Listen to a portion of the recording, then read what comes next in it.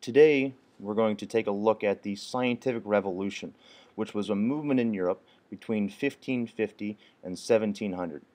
And remember, a revolution is a drastic change. And this drastic change that occurred during the Scientific Revolution was, what was the source of truth?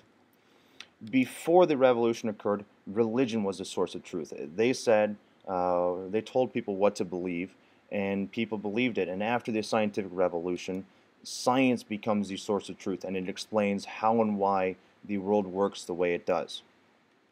And so religion is then replaced by science.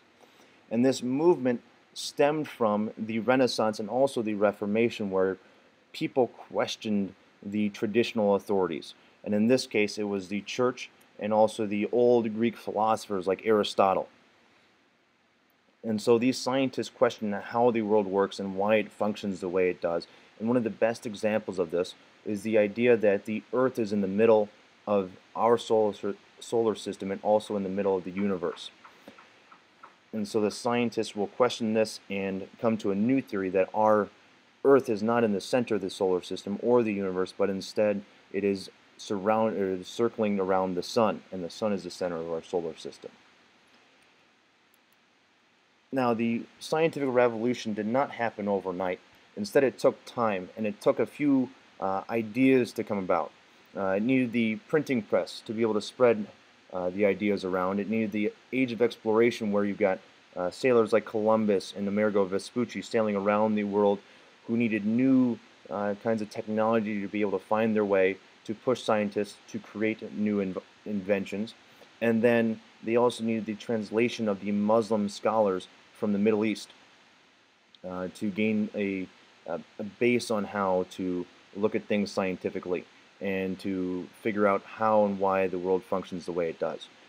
And the main thing they pick up from these scholars is this scientific method, that we need to make an observation, then create a hypothesis, then perform some experiments, and if those experiments pan out and our theory is correct, then our hypothesis is correct, then it becomes a theory, and then if that holds up over a long time, it'll become a law. And one of the greatest examples of this is the law of gravity, where if I drop something like an apple, it's going to hit the ground. It's not going to go flying up into the sky. Now, one of the main things we said was the geocentric model of the universe was challenged. This was an idea from back in the ages of Greece and Rome, with Aristotle and other philosophers at the time believing that the Earth was the center of the universe. And it changes during the scientific revolution to where it becomes the sun's at the center because of people like Galileo, Copernicus, and Isaac Newton. And they all build on each other and say that no, the Earth isn't in the center, but instead the sun is in the center, like you can see in this bottom model, the heliocentric model. So that's one major change. Another major change is in the ideas of the ways that the human body works.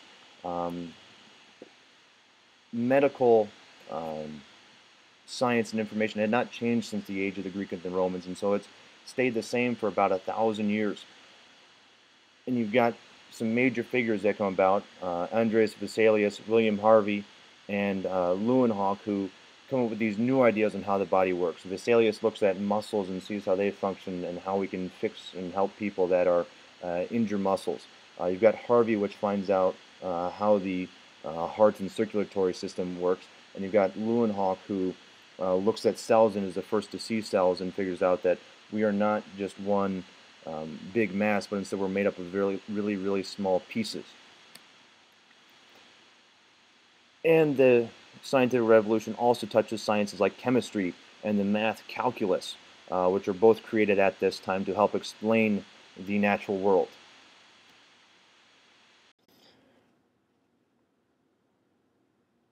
Not only were new sciences and maths developed to help explain the natural world, but also new inventions were created to aid in that process. One of the big ones was the telescope by a Dutch glassmaker. This allowed sailors to see objects in the distance much easier, but it also allowed astronomers to look at the movement of the planets and the stars to gain a better understanding of how the solar system worked. And as you can see pictured below here, going across the bottom, that is one of the telescopes that Galileo used. And then you've got the microscope, which is pictured on the bottom left there, that allowed Leeuwenhoek to see these little tiny cells that make up our bodies. So it allowed us to gain a better understanding of cells and the makeups of our cells. Then you've got the barometer, which allowed scientists to measure air pressure and figure out how weather patterns occur and how it's not just a random incident. And then one of the last major inventions was the thermometer, which allowed scientists to figure out the temperature in a certain area, but also figure out the temperature and reactions that were occurring. And when all was said and done with the scientific revolution, the major thinkers had revealed a universe that seemed like a perfectly run machine, comprehensible by the human mind and the enlightened scientific understanding it had now gained.